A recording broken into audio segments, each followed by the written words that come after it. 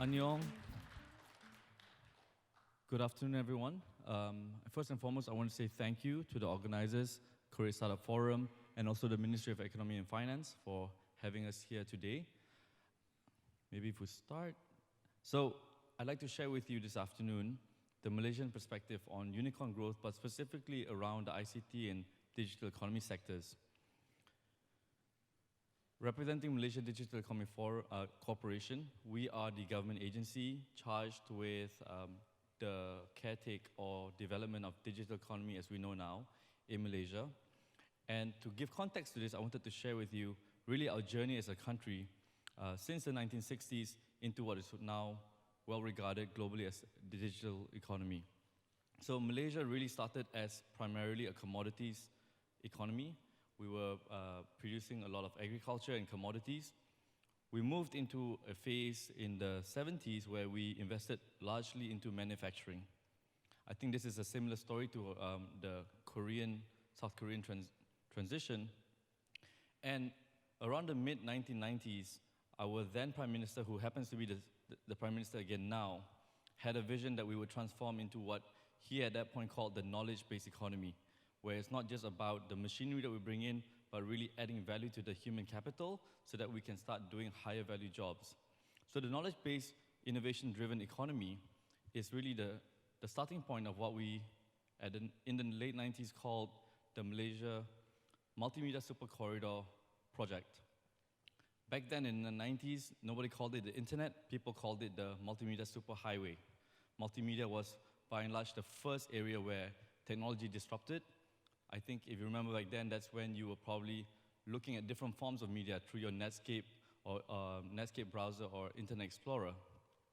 But over time, and there's no distinct point in the past that we transformed from ICT as a vertical or an industry vertical to a cross-sector movement called digital economy. But what we have come to realize is that this specific sector, as it's recognized in our economy, is moving much faster than the rest of our country.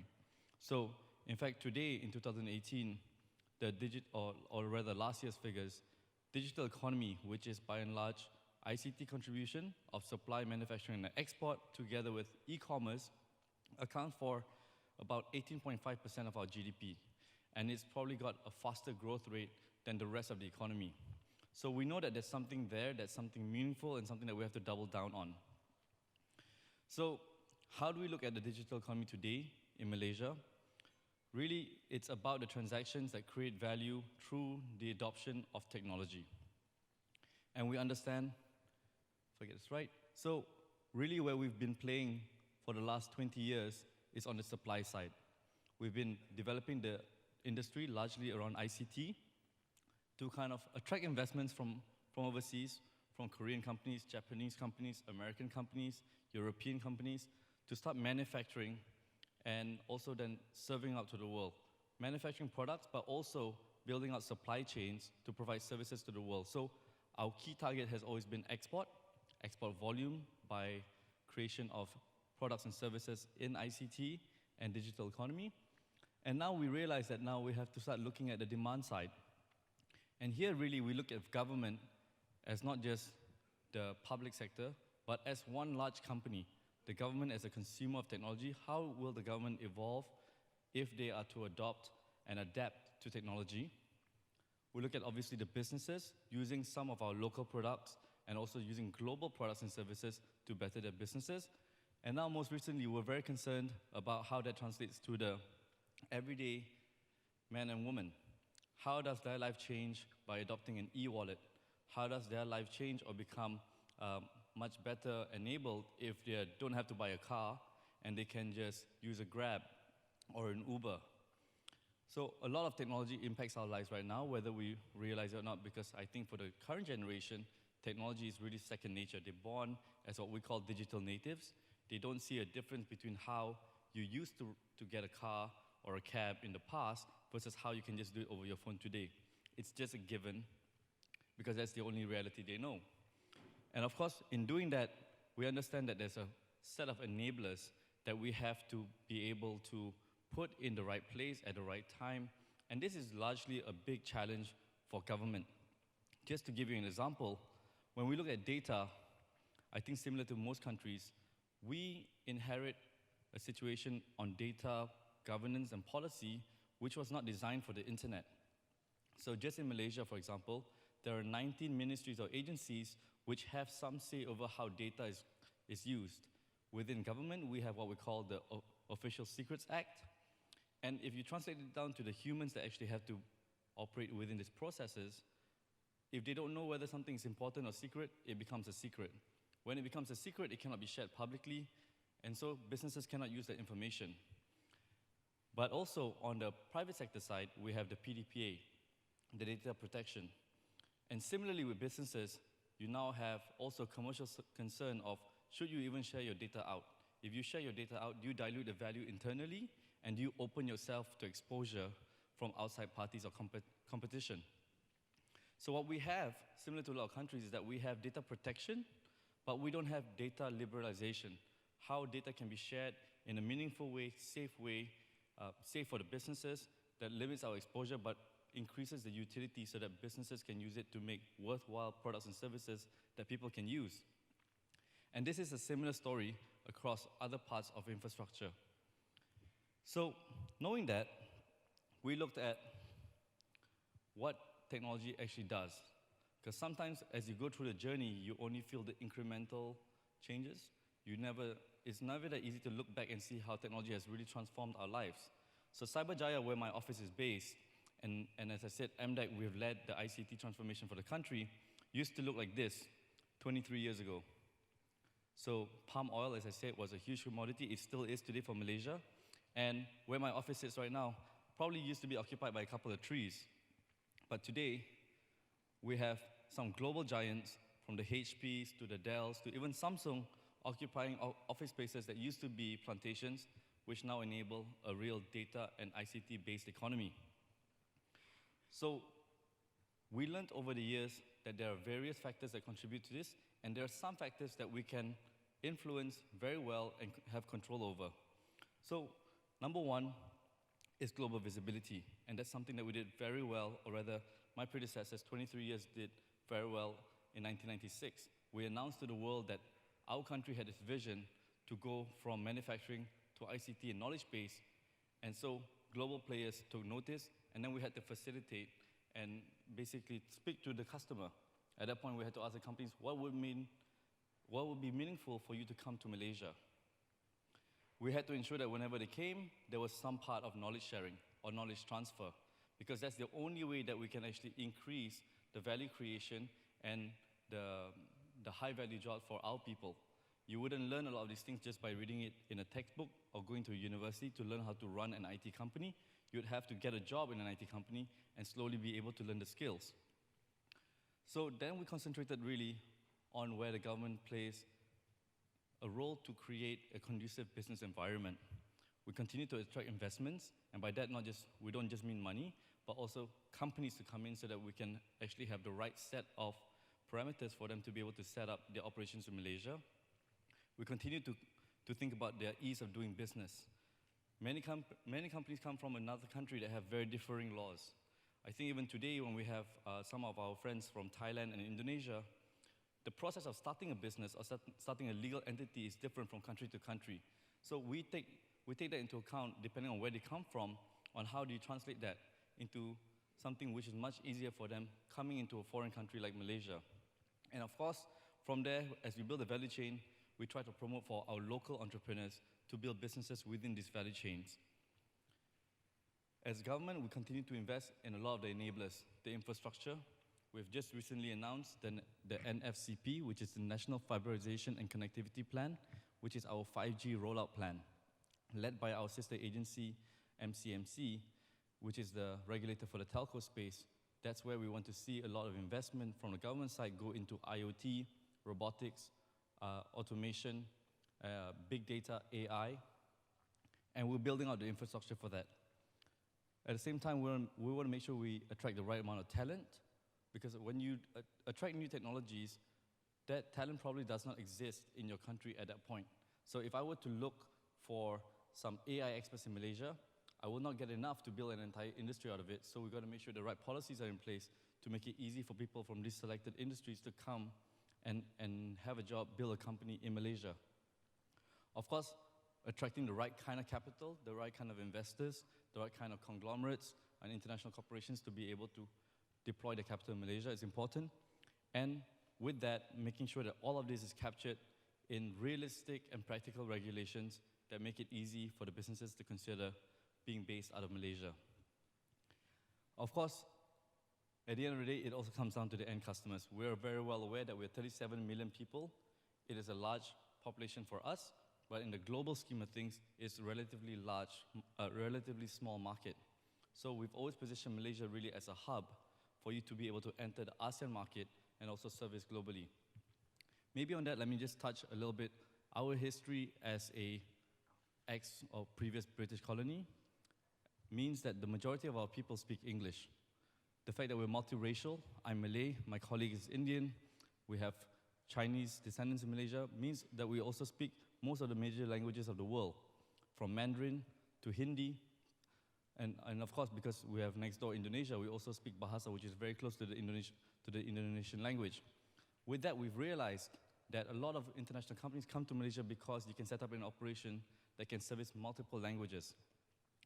In fact, just 2 weeks ago, my colleagues were in China, and the most valuable, I don't know which corn it is now, because they're like the most valuable unicorn, decacorn, but DanceBite, which owns TikTok, if you've heard of TikTok, actually set up an operation that has about 2,000 employees now in Malaysia, and the primary function of their office in Malaysia is content moderation, because they realize that they have content in all languages, and Malaysia's one of the countries that they can actually service and hire talent who are already living in Malaysia that can understand several languages. So our target has always been export, and to enable export, you have to bring in the right amount of investment, because with investment comes two things, money and expertise. So by and large, the two types of companies that we work with are creators of technology to set up largely manufacturing or business process outsourcing in Malaysia, and also users of technology. Again, that's to service some part of their global business being based in Malaysia, building upon the skills that we have from the population and the population size and the relative fluidity of our employment market. So where do we go from here? We realize now that as the digital economy evolves and no one really talks about ICT as an industry anymore, we also have to reinvent ourselves as an attractive investment destination.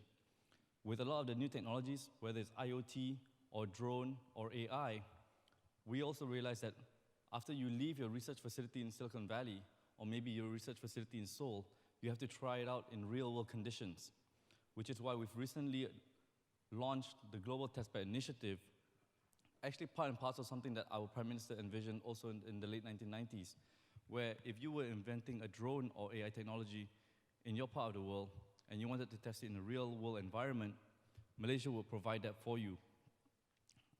So the biggest challenge, if you, let's just say today you imagine you have a drone company, the biggest challenge is not actually to invent the drone to carry the payload.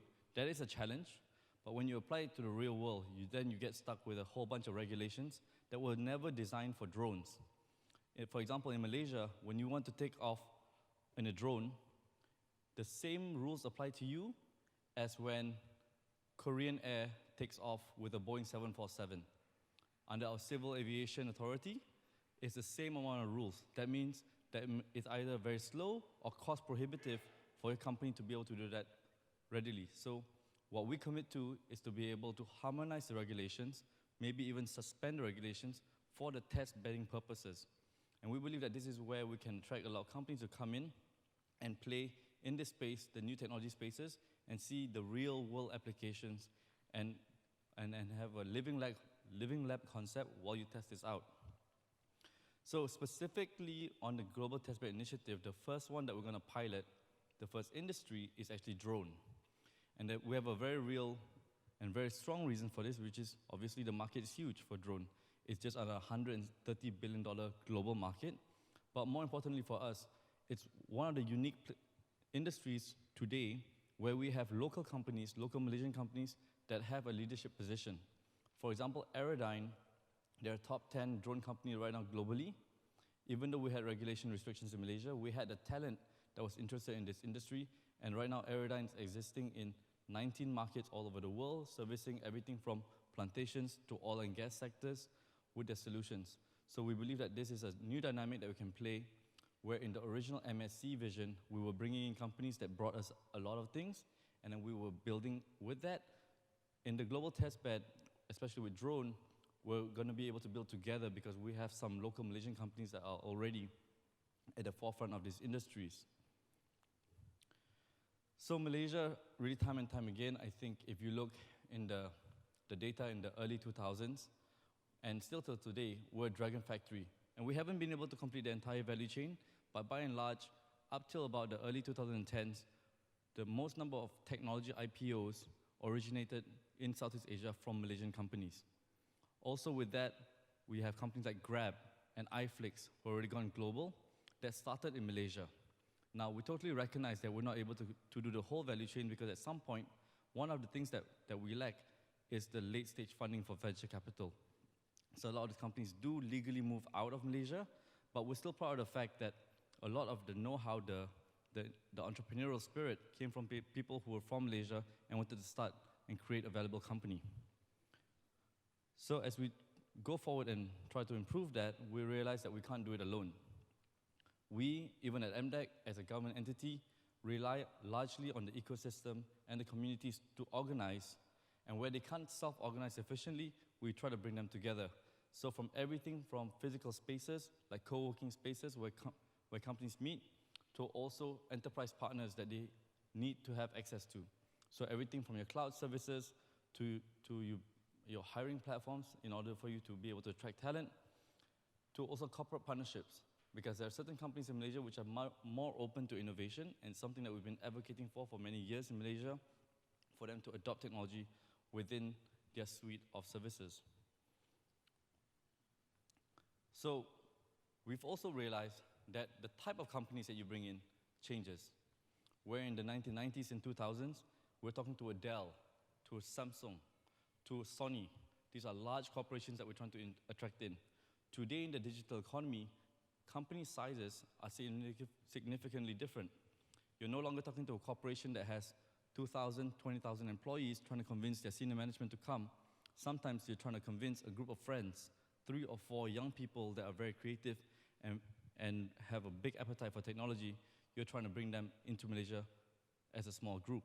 So we've also launched the Malaysia Technology Entrepreneurs Pass, which allows young people, not young people, just anybody who's looking at technology, but a small team, to have a special visa that allows them to stay in the country as they start and grow the company.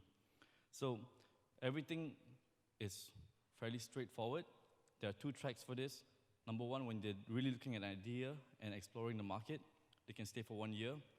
And for somebody who's got a track record of building a business and we can take a bigger risk on, we give them a 5-year multi-entry visa for them to start building a company there. So we also recognize that the types of companies and how they grow today are very different than 20 years ago. Now, moving forward, we know that there's lots and lots of opportunities in how a country can grow. And we don't want to be stuck in a model of just repeating the model of growth of another country. I think a lot of the panel also brought this up today. A lot of people are trying to create the innovation that has been happening in Silicon Valley over the last 30, 40 years. They're trying to do that over a compressed time. But we have to recognize that we don't have the same history as Silicon Valley. We don't have the same situation as what the US had, which was the space race when we were trying to get to the moon. The space race, in fact, was the biggest catalyst for technological innovation in the US, not the need to create a high-tech or internet. The internet, in fact, was created because the US military and NASA wanted to try to get to the moon. So that gave birth to a silicon manufacturing industry, largely built on government contracts, that eventually led to your Sun Microsystems, which led to a Microsoft, which led to the Facebook and Googles of today. So knowing that you cannot repeat exactly the same pattern in the past, we then have to look into Malaysia and say, what's different about Malaysia, what's unique about Malaysia that can leverage the global trends which are happening now? Which brings me back to my first slide that I showed you before. We started primarily as an agriculture and commodities-based economy. We moved into manufacturing. These are 2 of the biggest industries still today in Malaysia. And what we're looking at doing as deploying in the strategy is not necessarily inventing new technologies, but applying specific technologies, emerging technologies, into some of these sectors. How can we produce rice more efficiently?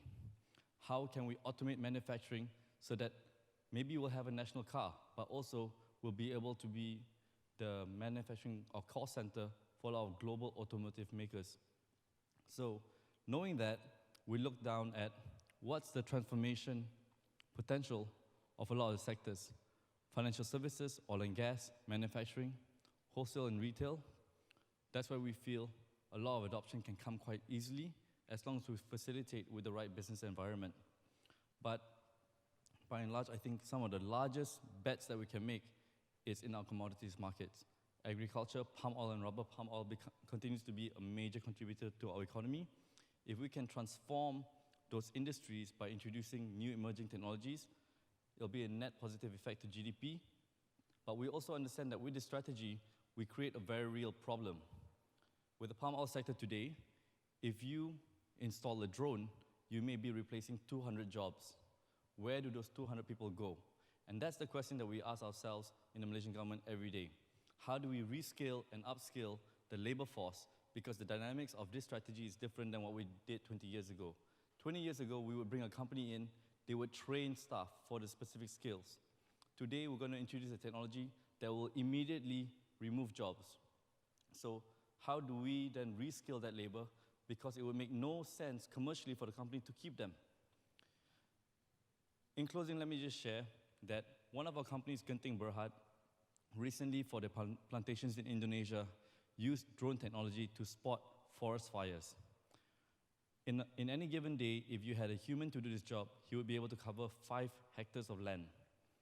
But when you use a drone, in any day, you can actually cover 2,000 hectares of land. Immediately, you replace about 50 jobs.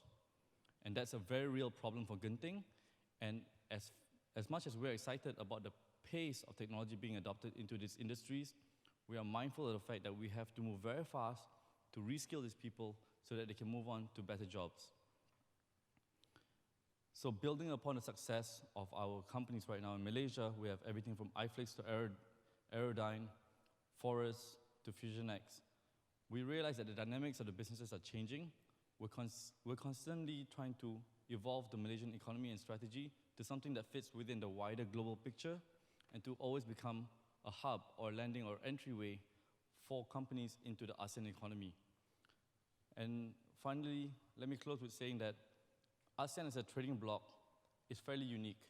We're 10 countries that have never fought a war with each other. We're 10 countries who are not united by a single set of policies. We're also 10 countries that largely this is an even though it's formal, it's not a binding agreement. Free trade is something that we facilitate. Of course, with South Korea, we have the APEC agreement. But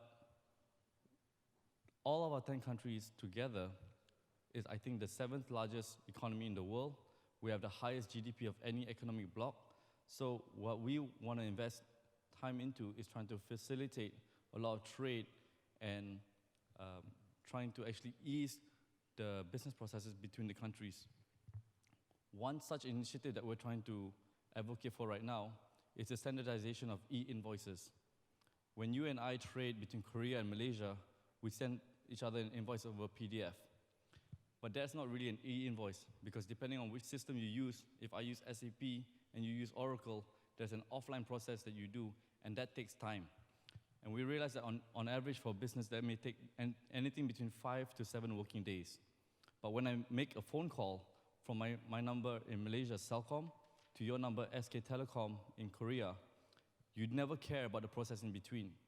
So we believe that we can achieve a similar process efficiency in just trade and starting with invoice, then we can exponentially increase the volume and efficiency of trade across markets. So we believe that at a G2G level, the next wave of innovation has to be where our countries start adopting similar standards to be able to facilitate trade. And we believe that a lot of these standards will be actually facilitated or catalyzed with the new type of technologies that we're seeing today. So in closing, I want to say thank you for having us today. I hope that Malaysia's story moving forward is always interesting for South Korea. We look forward to continue working with a lot of South Korean companies. My email's up there for anybody else who is interested to connect offline. And thank you very much. 감사합니다. Thank you very much. 감사합니다.